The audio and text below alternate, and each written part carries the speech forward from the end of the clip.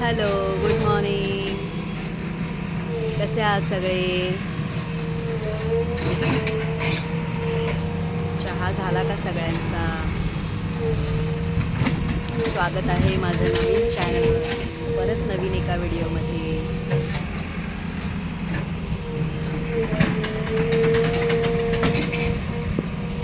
छान वाटते ना सकाळी? माझे अनंताचं झाड बघा, मस्त फुलं आली आहेत त्याला.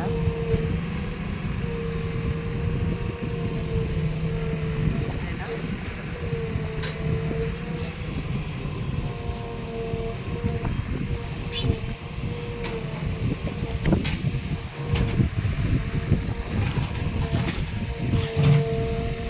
झाडं म्हणजे माझी फेवरेट, ऑल टाईम फेवरेट.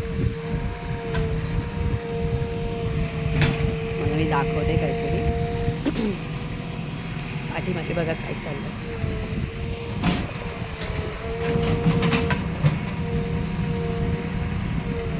घेऊन जाते मला.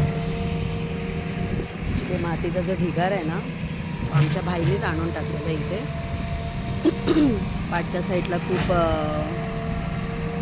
असं खड्डा आहे तिकडे टाकण्यासाठी, पण वेळ मिळत नव्हता.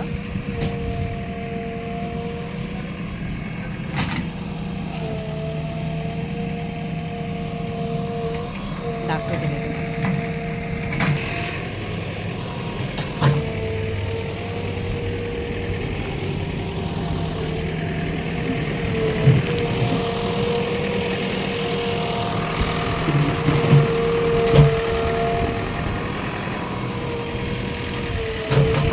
ही आमच्या भाईंची JCB आहे.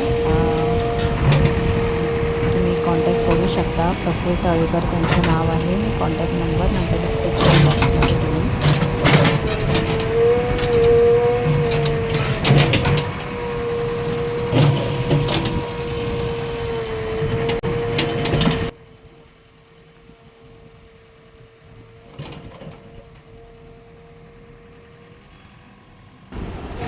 अगदी सावकाश इथे म्हणजे काय सांगू तुम्हाला, कारण आजूबाजूला दोन्ही साईडला झाडं होती आणि त्या झाडांना धक्का अजिबात नाही लागला पाहिजे असं मी बाईंना सांगितलं होतं.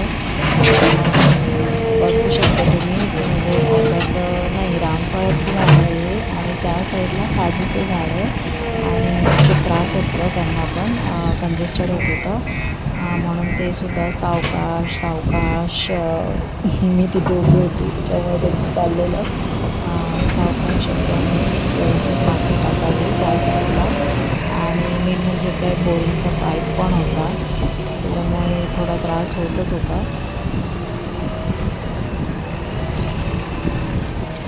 ते म्हणजे कसं झालं काम, ॲक्च्युली त्यांच्यासाठी होतं अर्धा तासाचं, पण ते झाडांमुळे आणि त्या पाईपामुळे त्यांना लागला 1 तास असं झालं.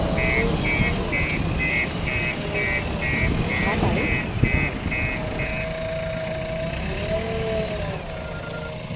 पाईप आहे ना पाण्याचा.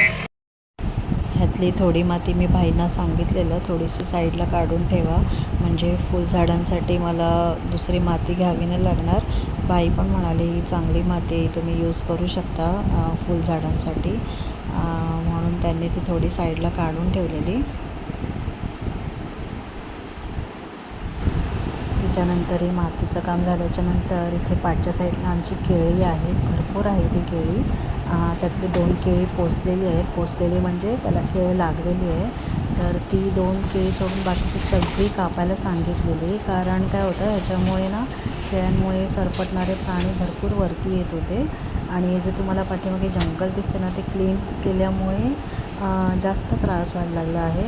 आणि कसं आता लहान मुलं पण आहेत, तर नको म्हणाले, हे म्हणाले सगळं कापून टाकूया, नको आता, नंतर एखादी एक केळ ठेवूया म्हणजे होऊन जाईल व्यवस्थित, आता सध्या तरी नको. पण ती केळी कापताना खूप मला वाईट वाटत होतं यार.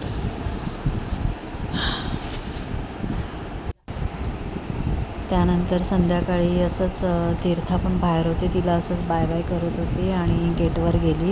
एक काका जरा कन्फ्यूज होते, त्यांना गाडी समजत नव्हती कोणती गाडी आता येईल करून, ST किती वाजताची येईल तेच मी त्यांच्याशी बोलत होती. आणि माझ्या चॅनलवर जो कोणी नवीन असेल तर त्याने व्हिडिओ आवडला असेल तर प्लीज माझ्या चॅनलला सबस्क्राईब करा आणि लाईक शेअर कमेंट करायला विसरू नका. आणि त्यानंतर माझी जाव आहे शीतल, तिला मी एक पार्सल सांगितलेलं आणायला. तीसुद्धा त्यावेळेला येणार होती. मला म्हणाली की तू गेटच्या बाहेर ये. ती पण कामाला जाते. मी म्हटलं ठीक आहे मी येते. माझं पार्सल होतं तिच्याकडे. मी काय मागवलं आहे पार्सलमध्ये ते मी तुम्हाला नेक्स्ट व्लॉगमध्ये सांगेनच काय आहे ते. आली मी पार्सल घेऊन, मिळालं मला ते. त्यानंतर मम्मीने मी परवाचे व्लॉगमध्ये तुम्ही बघितला असाल, मी आंबे काढले होते. त्या आंब्यांचा मम्मीने आंब्याचा रायता बनवला होता. तो मी मस्तपैकी खाल्ला.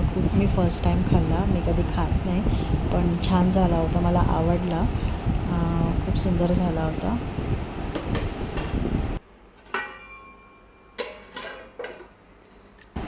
त्यानंतर हा जो पक्षी आहे हा जरा तुम्ही नीट बघा, मला कमेंटमध्ये सांगा नक्की या पक्ष्याचं नाव काय आहे ते.